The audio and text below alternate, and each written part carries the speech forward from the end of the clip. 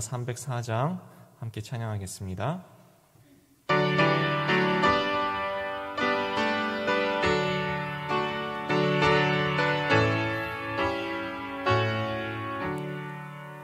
그 크신 하나님의 사랑 말로 다 영영 못하네.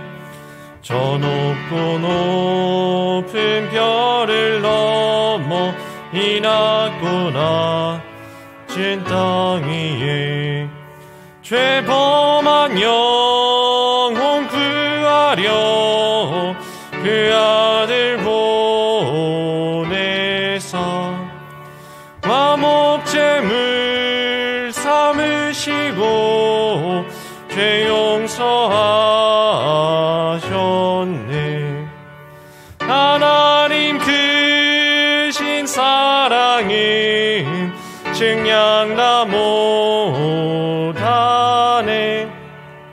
영원히 변치 않는 사랑 성도여 찬양하세.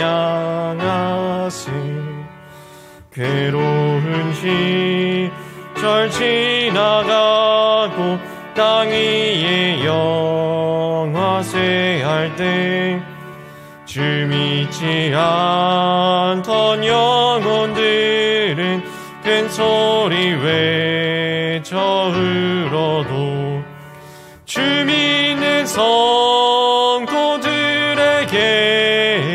큰 사랑 베푸사 우리의 죄 사했으니 그 은혜 잊을까. 하나님 크신 사랑은 증량다 못하네. 영원히 변치 않는 사랑 성도여 찬양하세. 하늘을 두루마리 삼고 바다를 먹물 삼아도 한없는 하나님의 사랑 다 기록할 수 없겠네. 하나님의 크신 사랑 그 어찌 다 쓸까. 저 하늘 높이 쌓아도 채우지 못하리. 하나님 크신 사랑은 증량다 못하네. 영원히 변치 않는 사랑 성도여 찬양하세. 사도신경으로 신앙 고백하시겠습니다. 전능하사 천지를 만드신 하나님 아버지를 내가 믿사오며 그 외아들 우리 주 예수 그리스도를 믿사오니 이는 성령으로 잉태하사 동정녀 마리아에게 나시고 본디오 빌라도에게 고난을 받으사 십자가에 못 박혀 죽으시고 장사한 지 사흘 만에 죽은 자 가운데서 다시 살아나시며 하늘에 오르사 전능하신 하나님 우편에 앉아 계시다가 저리로서 산자와 죽은 자를 심판하러 오시리라. 성령을 믿사오며 거룩한 공회와 성도가 서로 교통하는 것과 죄를 사해 주는 것과 몸이 다시 사는 것과 영원히 사는 것을 믿사옵나이다. 아멘. 오늘 우리에게 주신 하나님의 말씀 사도행전 11장 말씀입니다.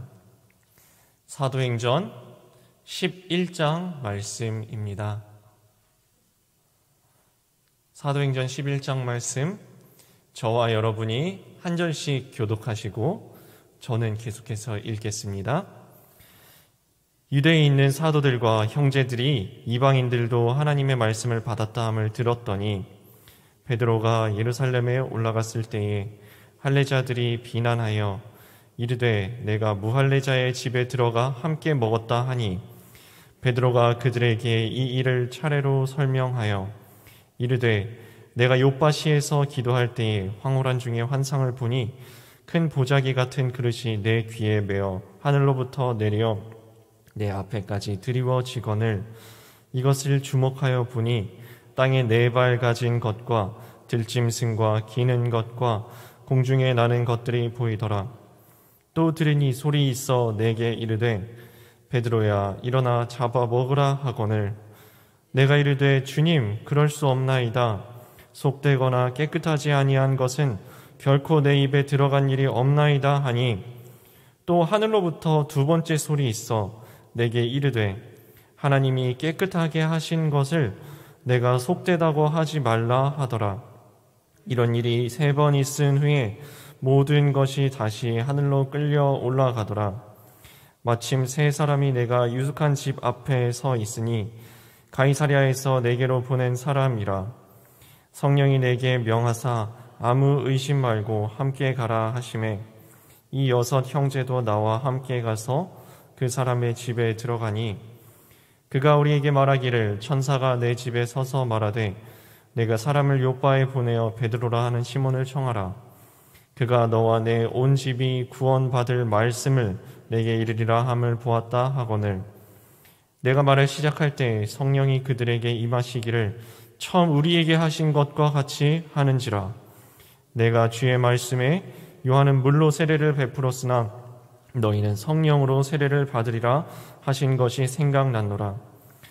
그런즉 하나님이 우리가 주 예수 그리스도를 믿을 때에 주신 것과 같은 선물을 그들에게도 주셨으니 내가 누구이기에 하나님을 능히 맡겠느냐 하더라.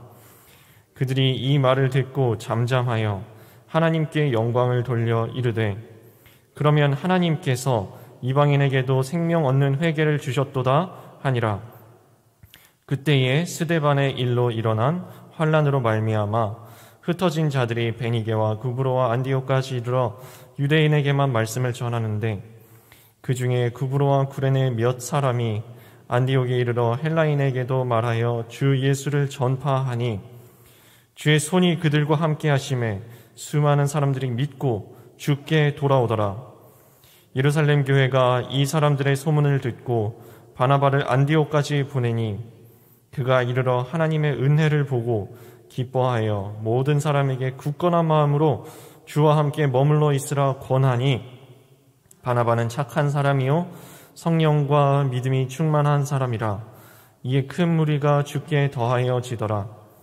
바나바가 사울을 찾으러 다소에 가서 만남에 안디옥에 데리고 와서 둘이 교회에 1년간 모여 있어 큰 무리를 가르쳤고 제자들이 안디옥에서 비로소 그리스도인이라 일컬음을 받게 되었더라.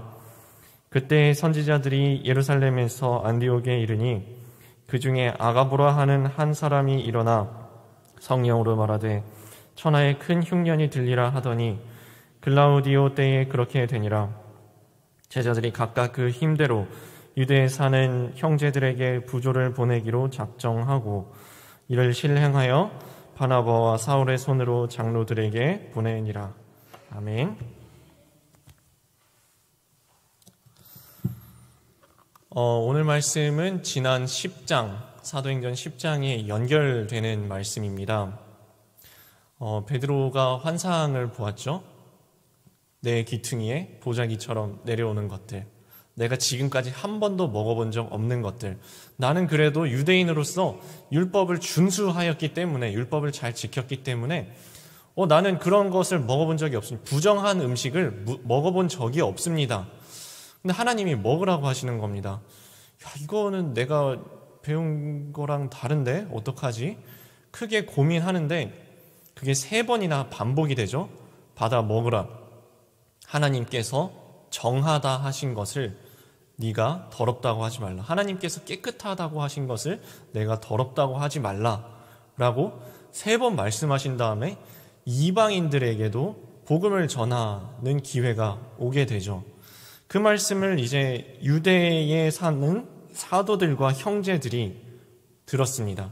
유대에 사는 사도들과 형제들이 듣고 베드로가 도착했을 때, 예루살렘에 도착을 하니까 할례 받은 이 유대인들이 득달같이 달려들어가지고 베드로를 비난하는 겁니다.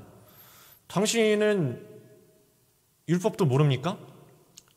우리 유대인들이 어떻게 이방인들과 함께 먹을 수가 있습니까? 함께 식사하고 그들에게 복음을 전할 수가 있습니까? 하나님의 구원은 유대인들에게만 주어져 있는 것인데 어떻게 이방인들에게도 구원에 이르는 복음을 전할 수가 있습니까? 라고 베드로를 비난하는 일이 오늘 말씀에 기록이 되어 있습니다. 그러니까 베드로가 이야기를 하죠. 나도 그런 줄 알았다고. 나도 여러분이랑 똑같이 배웠고 나도 하나님의 구원이 유대인들에게만 있는 줄 알았는데 하나님이 아니라고 하시는데 3번이나 반복해서 하나님이 깨끗하다고 하신 것을 내가 부정하다고 하지 말라고 말씀하시는데 이렇게 말하죠. 17절 내가 누구이기에 하나님을 능히 막겠느냐 하더라. 내가 누구이기에 하나님을 능히 막겠습니까? 그런 말씀을 듣자마자 18절 그들이 이 말을 듣고 잠잠합니다. 생각에 잠겼겠죠. 그렇네. 하나님께서 우리에게 성령을 주셨듯이 저 이방인들에게도 성령을 주셨고 우리에게 하나님께서 찾아오셨듯이 저 이방인들에게도 찾아가셨다면 우리가 무엇이기에 하나님을 막을 수 있을까? 하나님 앞에 내가 무슨 자격이 있어서 나에게 찾아오셨나? 아니지. 나도 아무 자격 없는 나를 주님께서 사랑하셨지. 나를 사랑하셔서 나에게 찾아오셨듯이 나에게 성령을 부어주셨듯이 저 이방인들에게도 찾아가셨고 사랑하셨고 성령을 부어주신다면 우리가 무엇이기에 하나님을 감히 막겠는가? 잠잠히 생각에 잠긴 이들이 결국 이렇게 대답합니다. 하나님께 영광을 돌려 이르되 그러면 하나님께서 이방인에게도 생명 얻는 회개를 주셨도다 하니라. 이것이 우리 그리스도인의 겸손함입니다. 우리가 하나님의 뜻을 다 알까요? 다 모릅니다. 우리가 하나님의 뜻을 오래 배웠으니까 30년, 40년, 50년, 60년, 70년을 교회 다니면서 배웠으니까 주님의 생각을 다 깨달아 알았을까요? 절대 그렇지 않습니다. 제가 신학교에 가서 배웠고 목사 안수를 받았으니까 하나님의 뜻을 다 깨달아 알았을까요? 절대 그럴 리가 없습니다. 하나님 크신 사랑은 우리가 깨달아도 우리가 기록을 해도 하늘을 두루마리 삼고 바다를 먹물 삼아서 기록해도 다 기록할 수가 없고 하나님의 생각은 우리가 헤아려 알아봤자 작은 부분 알았을 뿐입니다. 하나님의 생각은 그것보다도 더 크고 우리가 하나님이 요만큼 사랑하시겠지? 아니요, 더 많이 사랑하시고 이만큼 사랑하시겠지? 아니요, 그거보다도 더 많이 사랑하십니다. 하나님을 우리가 다 깨달아 알 수가 없습니다. 하나님은 영원 무한하신 하나님이시고 우리는 작은 존재이기 때문에 우리가 하나님 깨달아 봤자 작은 일부분밖에 깨닫지를 못합니다. 그래서 우리는 하나님 앞에 이렇게 고백할 수밖에 없는 것입니다. 고린도전서 13장에 바울이 고백했듯이 우리는 부분적으로 알고 우리는 부분적으로 예언합니다. 온전한 것이 왔을 때 우리 부분적으로 하던 것은 폐하여질 것입니다.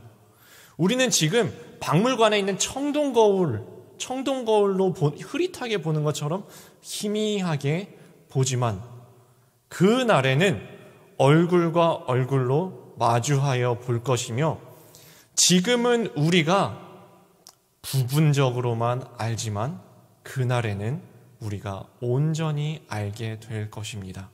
라고 고백했던 것처럼 우리는 겸손해야 합니다. 우리가 나는 좀 교회 오래 다녔으니까 내가 하나님 좀 알지 하는 순간이 선줄로 생각하는 자는 넘어질까 조심해야 하는 순간입니다.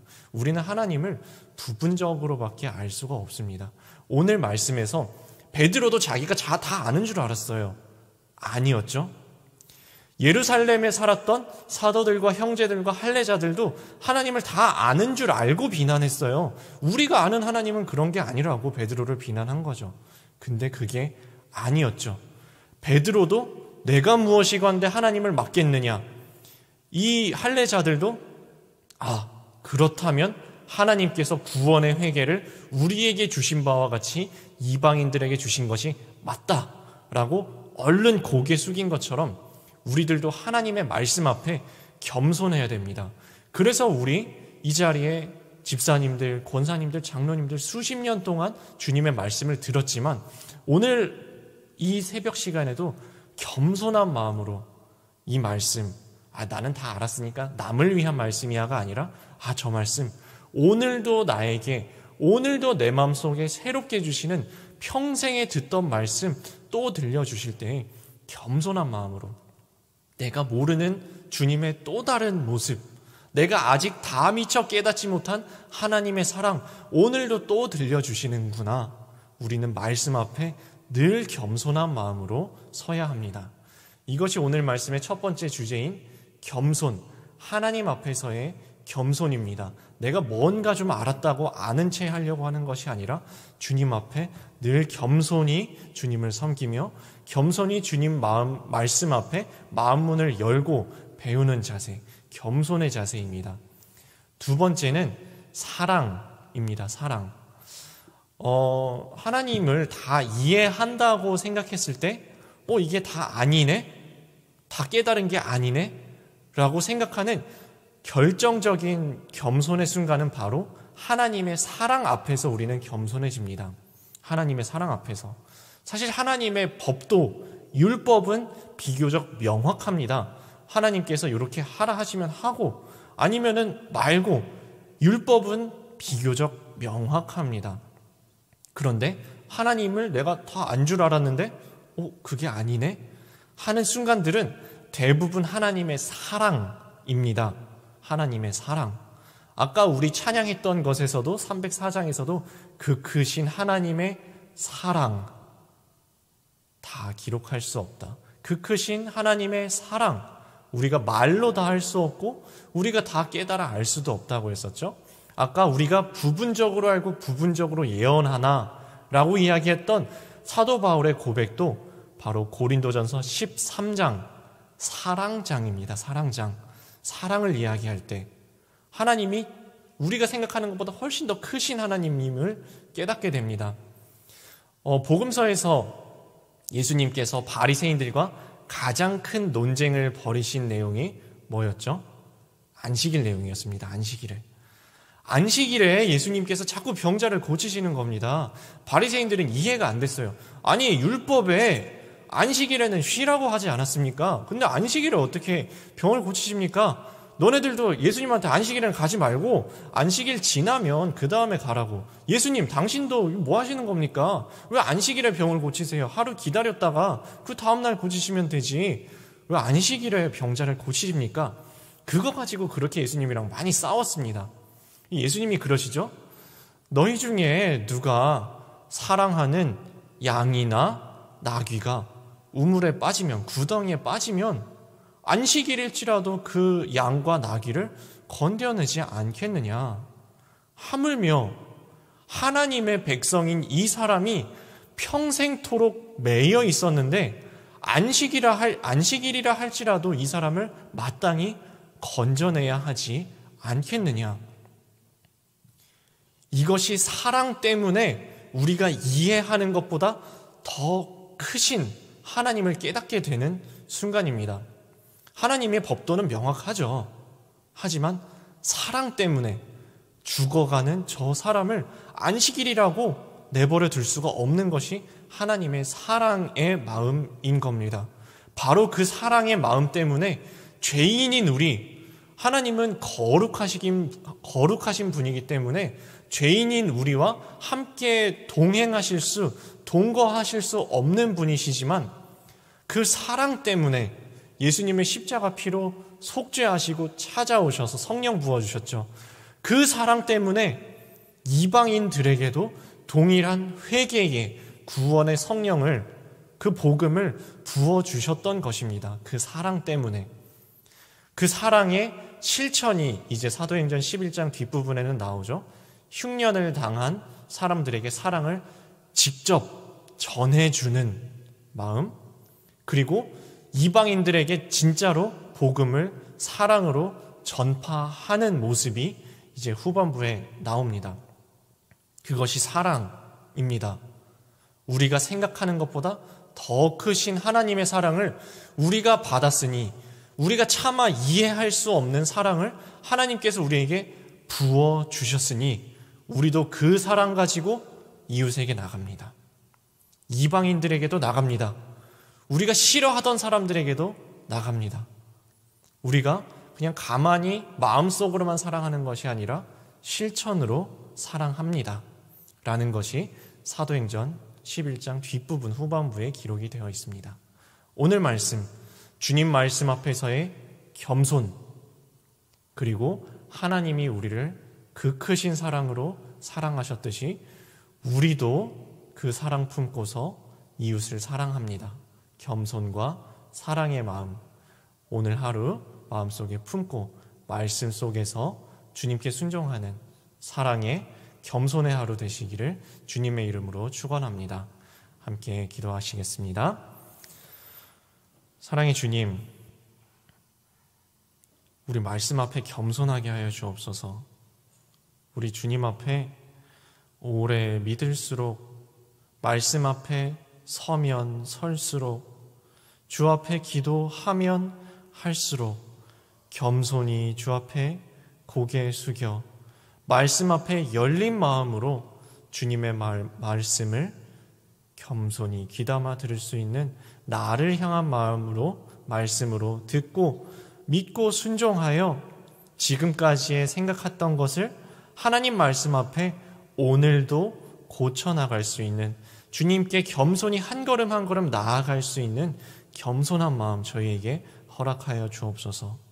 그리고 우리가 주님 앞에 겸손히 나 같은 죄인을 사랑하신 그 크신 하나님의 사랑 앞에 설 때에 우리도 그 사랑 품고 이웃에게 나누어 주는, 실천할 수 있는 참 사랑의 그리스도인 될 수 있도록 저희들을 붙들어 주시옵소서.